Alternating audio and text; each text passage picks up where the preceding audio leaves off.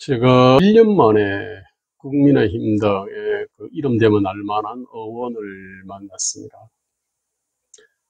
서로 이제 인사를 나누면 지난 1년 동안 어떻게 지냈는지를 얘기를 하게 되지 않습니까? 이제 그렇게 되다 보니까 제가 지난 1년 동안 제가 뭐를 했는지를 생각을 해보게 되더라고요. 제가 아마 지난 1년 동안 한 일을 아마 30초 내지 1분에 줄인다면은 아마 그거 같습니다. 제가 국민의힘당에서 내쫓기고 나서 그래서 국민의힘 당으로는 안 된다고 생각하는 제야 보수 우파 또는 아스팔트 우파, 그 세력을 정치적으로 이렇게 조직해 보려고 노력을 했던 것 같습니다. 그 과정에서 이게 자유책임 시민정당 제안을 하고 개혁자유연합을 만들고 나중에 자유민주당이라는 당을 이렇게 만들었죠. 그 과정에서 이제 다양한 제야보수 우파들을 이렇게 통합해 보려고 그 강령적 기초가 되는 요 책을 이렇게 썼죠. 그리고 당을 만드는데 아주 이게 또 이게 선거를 그냥 회피할 수 없기 때문에 제가 서울시장 후보로 제가 출마를 갖다가 했고, 물론 본후보 등록을 못했습니다. 충분한 에너지를 결집을 하지 못했으니까요. 그리고 국민의힘당으로 안 된다는 생각을 또 체계적으로 정리를 했기 때문에 제가 이제 요 책을 이렇게 내게 됐습니다.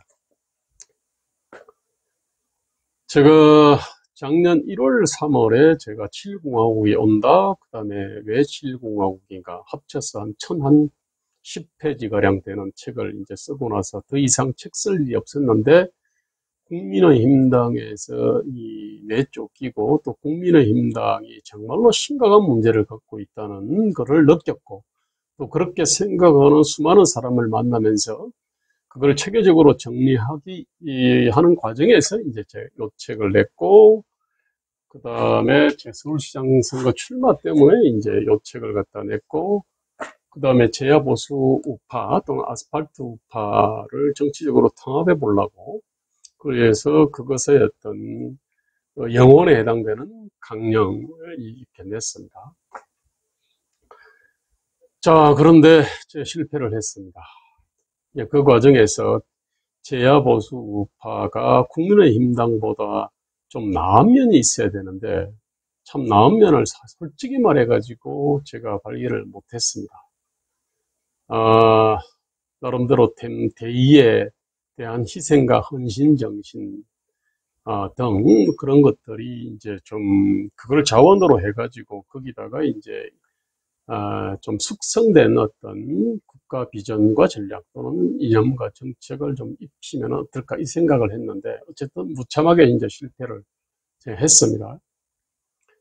그 과정에서 제가 제야보수 우파들의 어떤 모럴 또는 실력, 이념 성향 등을 속속들이 알게 된 것은 제 뭐 개인적으로 성과입니다. 그러나 참 이게 아프죠, 사실은. 우리가 이것밖에 안 되는구나. 이게. 자, 제가 지난 1년을 이렇게 돌아보니까 국힘당 바깥에서 아주 건강하고 강력한 어떤 정치적 힘을 만들어 보려고 하다가 결국은 실패를 갖다 했고, 그 과정에서 제야보수 우파의 민낯을 알았다. 이렇게 이제 정리할 수 있을 것 같습니다. 요즘은 그래서 이제 새롭게 좀 여러 가지 이제 구상하는 어떤 사업들이 있습니다. 어제도 이제 펜앤마이크에 가서 제가 2가지 사업 제안을 했습니다. 아니, 그 전에 했고, 어제는 펜앤마이크 가가지고 한 3차 토론을 갖다가 했는데, 하나는 지방선거와 관련해서 어떤 교육 프로그램을 하자, 유료로. 또 다른 하나는 2022년 대선이니까 2022년 어떤 대선 아젠다를 좀 깊이 있게 한번 다뤄보자.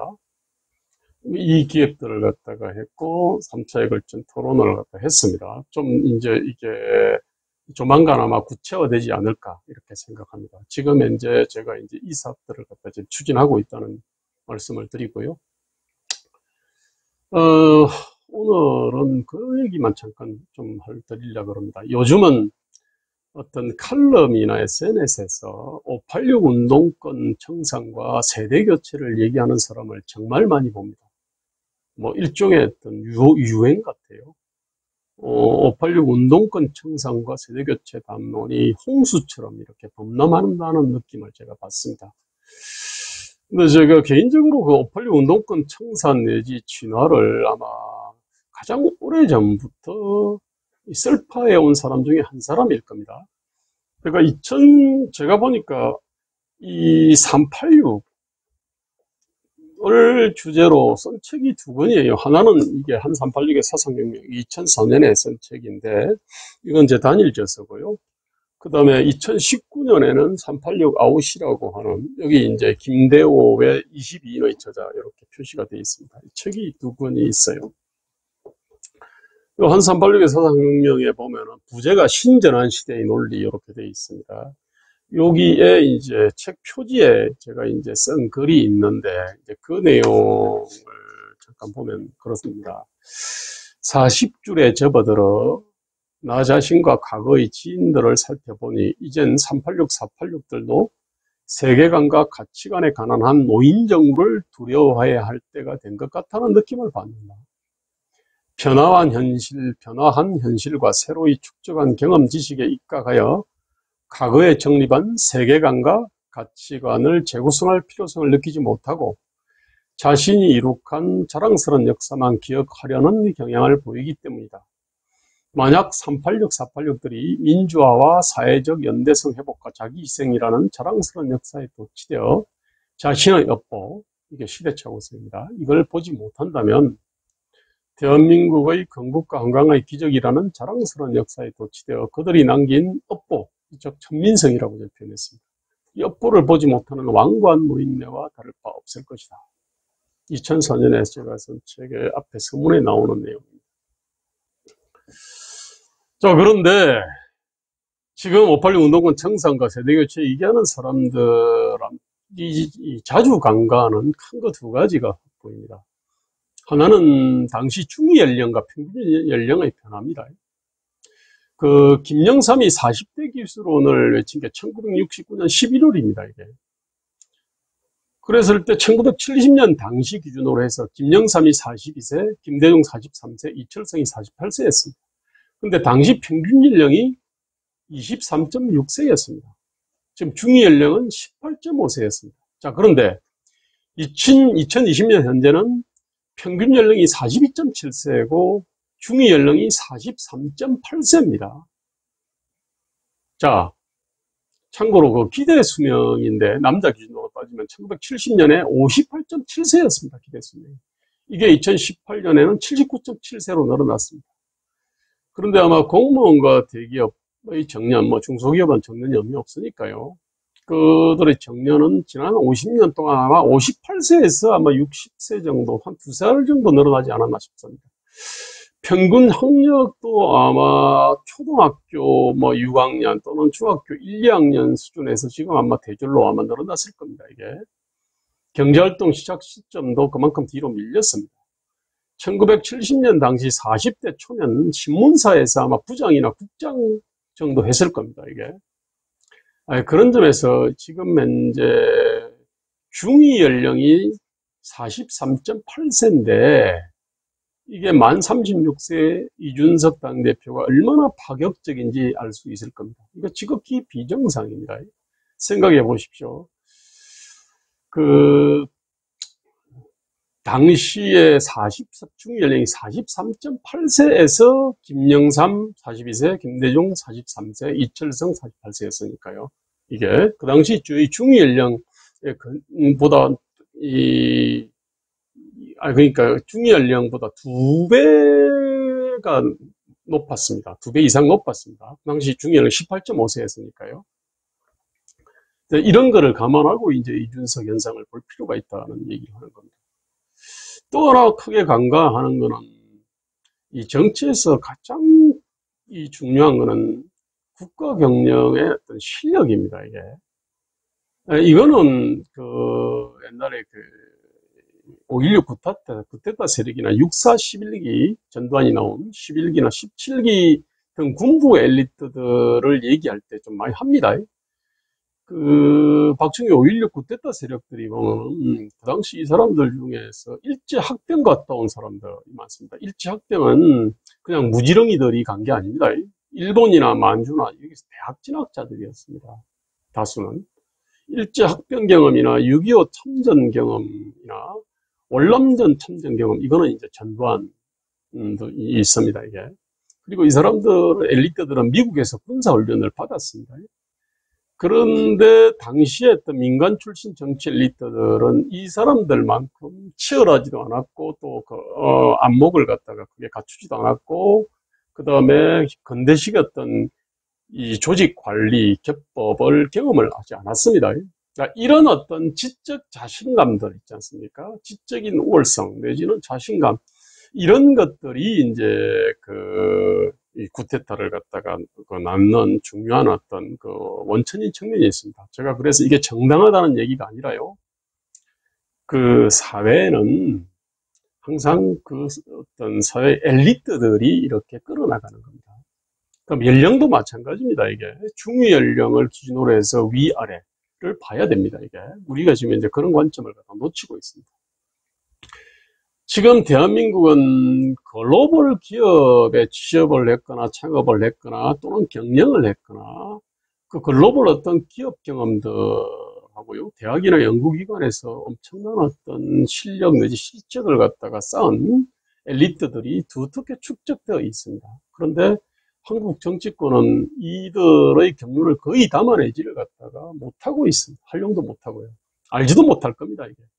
제가 사실은 이제 이준석에 대해서, 당대표에 대해서 우려하는 게 사실은 이런 겁니다. 하여튼 이런 것들은 엄청난 불균형 내지 모순입니다. 지자체 선거를 앞두고 정당들이 리크루팅을 한다고 하는데, 진짜 리크루팅이 필요한 부류는 청년이 아닙니다. 오히려 기업 엘리트 출신들입니다. 이게 한국이 갖고 있는 엄청난 자원입니다, 이게. 자, 그런 점에서 제가 각설이 타령처럼 죽지 않고 나타나는, 때가 되면 나타나는 세대교체로는 과거 진보 동네에서 널리 회자되던 세세대론이 있었습니다. 이거 1980년대 어떤 중후반에 북한이 사실은 이른바 NL 주사파들을 통해서 많이 퍼뜨린 겁니다, 이게. 그 다음에 항상 노동 강화론이 있습니다. 그러니까 노동 계급성 강화를 해야 된다라고 하는 노동 강화론이 있습니다. 그 다음에 여성 강화론도 있습니다, 이게. 이거하고 이제 비슷합니다. 그 극단의 백두혈통론이 사실은 있는 겁니다. 이게 뭐냐면은 정치의 소명하고 직결된 국가 경영 능력이나 국가적 난제 해결 능력이 아니라 이게 생덕적 속성인 존재 만능론입니다. 이거는 후천적으로 또는 노력해서 바꿀 수가 없는 거지 않습니까? 자기가 태어난 세대 바꿀 수 있나요? 계급을 바꿀 수 있나요? 성을 바꿀 수 있나요? 혈통을 바꿀 수 있나요? 즉 생덕적 속성인 존재 만능론입니다, 이게. 그래서 이게 분명히 본질에서 어긋난 측면이 있는 겁니다, 이게. 자꾸 어떤 세대를 문제 삼는 것들은요. 거듭 강조를 하지만 저는 중요한 거는 소명하고 정치의 소명과 국가 경영의 어떤 실력입니다. 저 국가적 난제 해결 능력인 겁니다, 이게. 윤석열이나 최재형이나 홍준표나 이재명 등이 이게 다 변호사 자격증을 가진 사람들인데, 이들 유력 대선 주자들은 기본적으로 우리가 글로벌 어떤 기업 엘리트 출신도 아니고 그 사람들의 어떤 이 고뇌와 경륜, 안목을 충분히 사실 받아안지를 갖다가 못하고 있다고 생각합니다. 참 그게 아쉽습니다. 아니, 그럼에도 불구하고 국민의 어떤 선택인 이상 그걸 부정할 수는 없습니다만은 이들의 약점을 갖다가 최대한 보완해야 된다고 생각합니다. 이게 돌아보면은 이게 다 정주영은 예로 합시다. 근데 문국현이나 이명박이나 이계한이나 안철수 등 이게 이제 기업 엘리트 출신들이죠. 이런 사람들이 아마 제 역할을 갖다가 하지 못한 국가가 아닐까 생각합니다. 자, 거듭 강조를 합니다만 이 정치의 어떤 이 본질이라고 하는 거는 소명과 그다음에 국가 경영의 실력입니다. 이거를 갖다 중심에 놓고 봐야 되는데 이거를 갖다가 어딘가에 처박아 버리고 뭔가 어떤 뭐 세대가 바뀌면은 또는 뭐 노동의 어떤 계급 뭐 노동이 강화되면 또는 여성이 강화되면 또 하다 보면 뭐 지역이 어떻게 보면은 뭐 이렇게 강화되면은 뭐가 만사형통이다라고 하는 건 아주 웃긴 얘기고 대중을 참 현혹시키는 얘기다라고 저는 생각을 합니다. 앞으로 그 지방선거 아카데미나 그다음에 그 2022년 대선 아젠다 관련된 어떤 그 기획 토론과 이게 이제 아주 좀 펜앤마이크하고 해서 아주 구체화되면 제가 다음에 말씀을 드리겠습니다. 저는 지난 1년 동안의 어떤 뼈아픈 실패와 좌절을 딛고 좀 이렇게 새롭게 출발합니다. 예, 오늘 여기까지 하겠습니다. 감사합니다.